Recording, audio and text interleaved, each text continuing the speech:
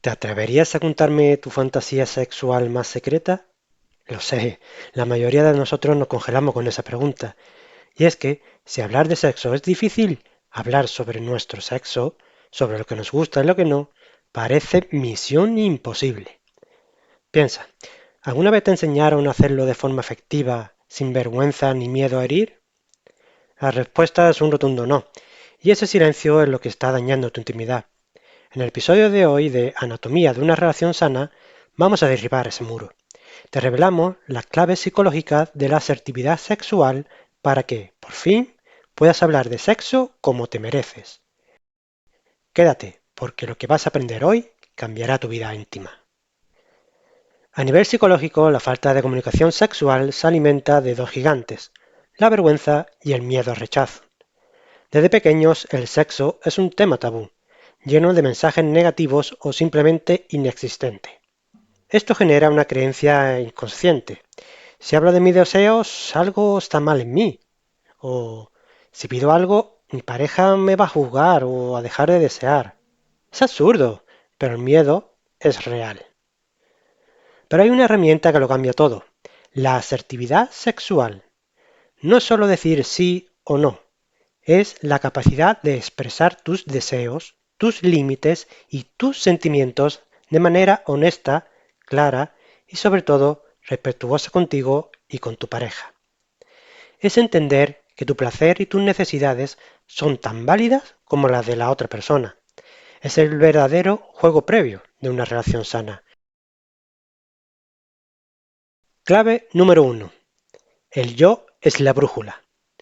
No puedes comunicar lo que quieres si no lo conoces. La asertividad sexual empieza con la autoexploración. Mastúrbate, experimenta, siente y acepta todo lo que te gusta y lo que no, sin juzgarte. Cuando conoces tu cuerpo y tu placer, la vergüenza se reduce. Técnica práctica. Crea un mapa del placer mental o real. Identifica qué caricias, qué palabras, qué momentos te excitan más. Clave número 2. Usa el lenguaje del yo para pedir o corregir. Este es un truco psicológico. Evita que tu pareja se sienta atacada o criticada, porque solo habla de tu sentir. No es lo mismo decir, siempre haces esto mal, es agresivo, que decir, a mí me gustaría probar esto nuevo, que es asertivo. En lugar de, nunca me tocas ahí, prueba, me excita mucho cuando me acaricia suavemente el cuello. ¿Podríamos probar eso ahora? O para un límite. Ahora mismo no me apetece eso, pero me encantaría que hiciéramos esto otro. Clave número 3. La escucha activa y la empatía. Comunicar no es solo hablar, es escuchar con todos los sentidos. Observa el lenguaje no verbal de tu pareja, sus gestos, sus suspiros, y cuando te hable de sus deseos o preocupaciones, valídalo. No lo minimices. Demuéstrale que lo has entendido. Por lo que me dices, te gustaría que fuéramos más lentos al principio. ¿Es eso correcto? Esto construye una confianza inquebrantable, un clima seguro donde ambos saben que su vulnerabilidad está protegida. Hemos llegado a la mitad del episodio y quiero hacerte una pregunta clave. ¿Cuál de estas tres claves te resulta más difícil aplicar? ¿El yo es la brújula, el lenguaje del yo o la escucha activa? Sé que poner esto en práctica da vértigo, pero no estás solo o sola. Quiero que compartas tu respuesta ahora mismo en los comentarios y me cuentes cuál es ese pequeño paso que vas a dar esta semana para ser más asertivo en tu intimidad. Te leeré y te daré mi apoyo. Y si tiene valor, etiqueta a tu pareja y dile que ambos van a ver este vídeo juntos para empezar a practicar la comunicación de hoy. Sigamos. La asertividad no es solo para pedir, también es para establecer límites, lo que los psicólogos llamamos decir no sin sentir culpa. Recuerda, tienes derecho a decir no en cualquier momento, y ese no debe ser respetado, sin necesidad de justificaciones elaboradas.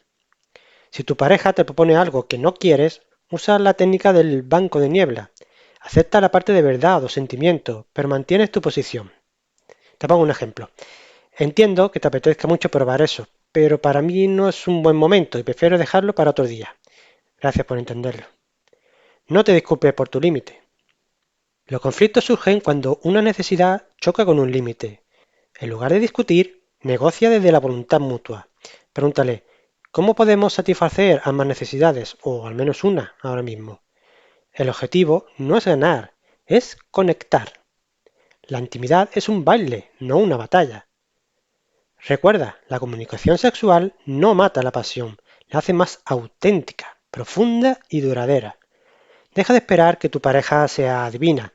Hoy te has dado permiso para ser él o ella la protagonista de tu propio placer.